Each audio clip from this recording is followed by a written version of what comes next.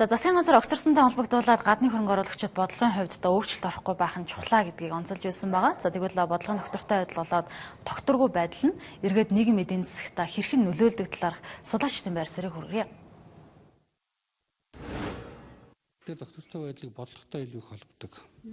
Тэгэхээр бодлого нь нийгэм дөрвөгөөчтэй байж ээж тэр бодлогыг хөрвүүлэх засаглалыг хүмүүс хүсч идэг.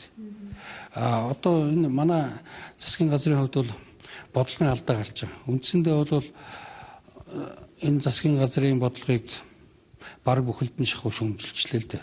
Өөрсдийнх нь намайг шүү. Нэг ясна. Энэ утгаараа бол дараагийн засгийн газар бол бодлогын хувьд шинэ хуулиар оруулж ирэх байх. Эсвэл одоо амлсан тийм ээ сонгуульд амлсан амлалтуудаа түүнийг хэрэгжүүлэх байх. Хэрвээ ингэж чадахгүй бол дараагийн засгийн газар ч мөн адил докторгүй байдалд үүснэ. Тэгэхээр ер нь бол засгийн газрын доктортой байдлыг нэгдүгээр бодлого авч явдаг гэсэн үг. Хоёрдугаар бодлого өөрөө дандаа доктортой байх үгүй. Тухайн бодлого тухайн цаг үед хэрэг болоод магадгүй дараагийн шинэ бодлого хэрэгтэй болсон нөхцөл засгийн газар өөрчлөгдөж байдаг юм уу? Тийм бодлогын өөрчлөлтүүд орж ирдэг тийм тохиолдлууд байдаг. Тэжээрэг Монгол улсын хувьд бол өөрөө нөгөө гадаад худалдаа болон гадаад хөрөнгө оруулалт дээр эдийн засаг маань бол хэд хамааралтай. Тэгээд үйлдвэрлэлийн салбар талаас харуул зөвхөн ингээд нөгөө уул уурхайн бүтээгдэхүүний одоо үнийн өсөлт, эрэлтийн өсөлт бууралттай холбоотой одоо савлдаг учраас бол тэнд өөрчлөлт гарахад бол бидний айж амьдралд бол мэдээж хэрэг нөлөөлж байгаа. Өнгөрсөн 4 жилийн хугацаанд засаглалын бодлогын тэм алдаанууд гаргаснаас болоод нөгөө талдаа бол нүүрс одоо түүхэн эдийн ханшийн уналтаас болоод бидний амьдрал бол нэлээд их удаашарж зогсон байдалд орсон гэдгийг бол одоо хүн болгон хүлээн зөвшөөрч байгаа. Дээрэс нь бид нар одоо нэгэнт эдийн засаг маань тийм дааж давшгүй их өрөнд орсон учраас бол сүүлийн одоо нөгөө 2012 оноос 16 онд тавьсан л өрөөжтэй. Тийм өрөнд орсон учраас бол бид нар олон улсын валютын санд нөгөө бодлого тодорхойлох эрхээ авчиад ингээд тушаагаад өгчлөө шүү дээ. Тэгэхээр энэ нь бол говь хүний амьдралд бол сайнаар бол нөлөөлөхгүй яваад ирсэн. Өнөөдөр банкн дээр олон улсын валютын сангийн шалгалт ороод тэр шалгалтын дүнгээс хамаарат бид бас дахиад нэг юм дөргөнд орж болцсохгүй. Монгол улс бол эдийн засгийнхаа суурь бүтцийг бол зөв тодорхойлоогүй байна гэсэн үндсэн санаа явж байна. Тэр эдийн засгийн суурь бүтц гэхээр бид нар бол эдийн засаг гэсэн ойлголтыг авч үзэхдээ эдийн засгийн онол талаас нь илүү их авч үздэг бол яг хөрсөн дээр буухаар эдийн засаг гэдэг ойлголтод бол даатгалын салбар, банкны салбар, хөрөнгийн мэргэжийн салбар бол хамгийн голлох байр суурийг эзэлдэг.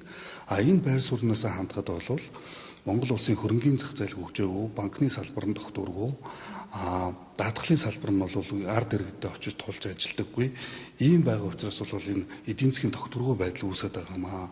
Гэхдээ эдийн засгийн дохтургүй байдал нь яагаад засгийн газраас ингэ шууд хамааралтай байна вэ гэж хүмүүс бол ихэнх нь авч үзэж байна. Одоо улсын хурлын гишүүд гэхэд бол засгийн газар унахад бол ард иргэдийн амьдралд нөлөөлнө, эдийн засгийн дохтургүй байдал үүснэ гэж авч үзээд байдаг.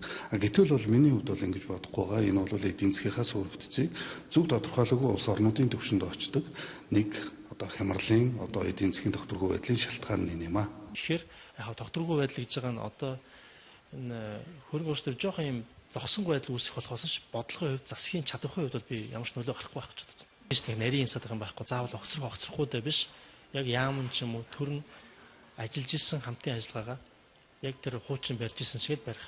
Одоо шинэ сайд нь өмнөх сайдынхаа ярьж исэн юмыг ярина гэж байгаа доктортой байдал ч гэдэг нь солигдох нь бол нэг тийм чухал биш. Тэгээ одоогийн зүгээр бидний өмнөх нөгөө Монгол улсын туршлагаас үзэх юм бол ихэвчлэн үргэлжилдэггүй. Сайд нь жижигхэн одоо юу гэдгийг зуны цаг шилжихгүйгээс авахудаа ийм жижигхэн асуудал ч байна уу? Сайдынх нь хувийн нөлөөгөөр явах магадлал аюу өндөртэй байдаг болохоор энэ бол би үргэлжлэхгүй байх гэж Монголд.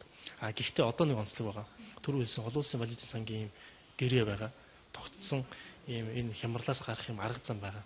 Иннээс өөр сонголт Монголд яг одоохондоо харамсалтай байхгүй болохоор шин засыг бол хүсээгүй яг энэ зарчмаараа төсвөө танаад орлогоо нэмэх ч юм уу ямар нэгэн байдлаар ийм хатуу бодлого явуулах байхаа.